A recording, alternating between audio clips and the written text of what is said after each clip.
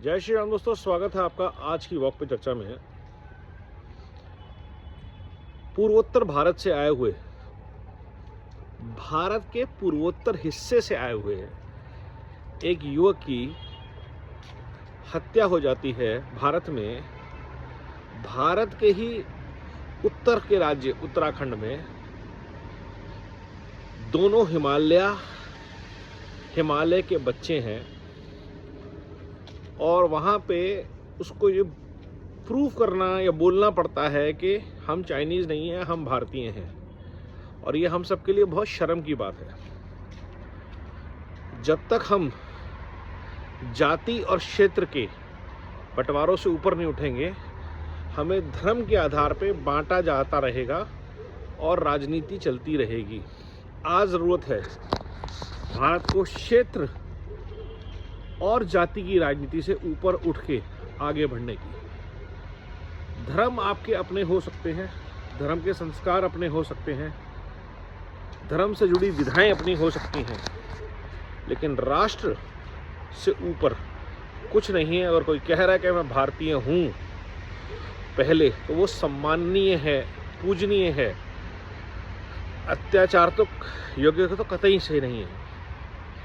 तो सारा भारत इस बात से शुद्ध है, शर्मिंदा है, और जिन लोगों ने ये किया है उनके ऊपर कड़ी से कड़ी कार्रवाई होनी चाहिए। और भारत में रहने वाले, भारत के किसी भी क्षेत्र से आए किसी भी भारतीय को जो अपने आप को भारत माँ की संतान बोलता है, चाहे वो किसी भी क्षेत्र और जाति से हो, उसको यहाँ पे रह के पढ़ने का, काम करने का पूरा हक है।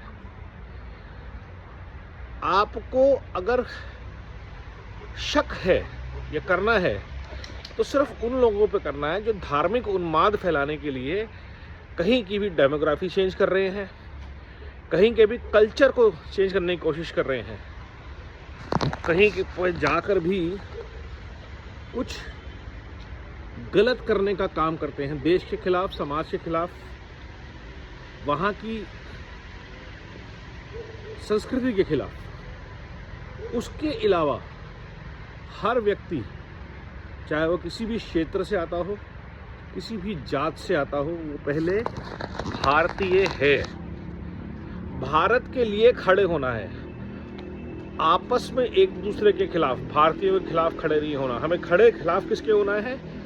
हमें खड़े खिलाफ होना है उन लोगों के जो देश को धर्म के नाम पे बांटना चाहते हैं, जो देश को भ्रष्टाचार के द्वारा लूटना चाहते हैं, जो देश में परिवारवाद को बढ़ावा देना चाहते हैं। ऐसी शक्तियों के खिलाफ हमें एक होना है। और ये हमें बार बार याद रखना है कि हमसे किसी के साथ भी भाषा के आधार पर, क्षेत्र के आधार पर और जात के आधार पर मतभेद ना हो। अगर आप मराठी हैं, आपका स्वागत है। अगर आप हिंदी भाषी और महाराष्ट्र में काम कर रहे हैं, आपका स्वागत है। अगर आप कन्नड़ा हैं तो आपका स्वागत है गुजरात में। अगर आप गुजराती हैं, आपका स्वागत है कन्नड़ा में, केरला में।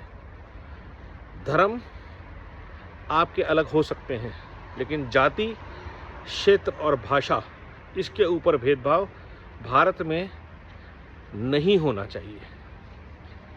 धर्म के आधार पर आप समझ में आता है कि आपकी पूजा पद्धति अलग है, आपका रहन सहन, खान पान अलग हो सकता है, लेकिन भाषा, क्षेत्र, जाति, इसके ऊपर अब हमें ऊपर उठना पड़ेगा, बहुत ज़रूरी है। और जो भी लोग कहते हैं कि धर्म परिवर्तन करने से आपकी जाति चली गई है, तो आप अपने आसपास देख लीजिए। अलग अलग जातियों के गुरुद्वारे भी हैं, अलग अलग जातियों के चर्च भी हैं। मंदिर तो हम मानते ही हैं कि हिंदू धर्म में जातियां हैं, लेकिन जिस वजह से जातियां, वर्ण व्यवस्था कायम की गई थी, वो वजह को हमने कहीं दबा दिया। आप स्किल के हिसाब से अपने आप को अपग्रेड कीजिए। आज के हिसाब से जातियाँ कौन सी है? सर्विस प्रोवाइडर जो हैं वो कौन सी जाति में आते हैं? मैन्युफैक्चरर्स कौन सी जाति में आते हैं? Knowledge data operators, data centres किस इंडस्ट्री में आते हैं? और जो टेक पे काम कर रहे हैं, वॉर टेक पे काम कर रहे हैं, वो लोग किस में आते हैं? वो वर्ण व्यवस्था है। आप अपनी स्किल के हिसाब से मूव कर सकते हैं। आईआईटी से इंजीनियरिंग करने के बाद अगर आप क्रेडिट कार्ड बेच रहे हैं एमबीए करके, तो आप इंजीनियर नहीं हैं, आप क्षत्रिय नहीं हैं, आप ब्राह्मण नहीं हैं, आप वैश्य हैं,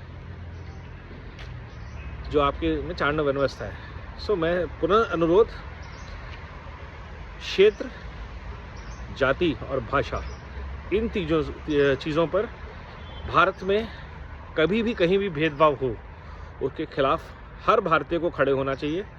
नमो भारत, वंदे मातरम, जय हिंद।